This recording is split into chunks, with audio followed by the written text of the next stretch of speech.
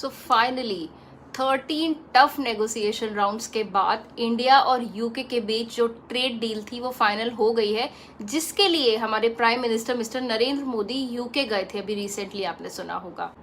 Although मैं इसके ऊपर एक डिटेल वीडियो लेकर आऊंगी जहां पे आई टेल यू कि इंडिया को इससे क्या क्या फायदा होगा, लेकिन थोड़ा सा ब्रीफ कर देना चाहती हूँ इन सिंपल वर्ड्स कि एग्जैक्टली इससे होगा क्या।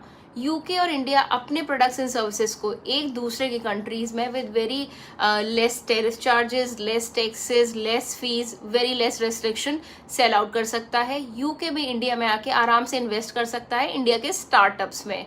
इनफैक्ट ये दोनों कंट्रीज मिलके वेपन्स भी मैन्युफैक्चर करेंगे, which is a very big thing.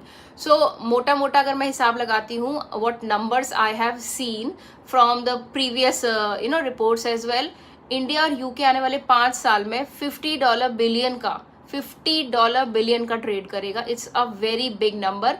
ये इंडिया के लिए इसलिए फायदेमंद है क्योंकि इंडिया से इसके अंदर बहुत ज्यादा जॉब क्रिएशन होगा, राइट?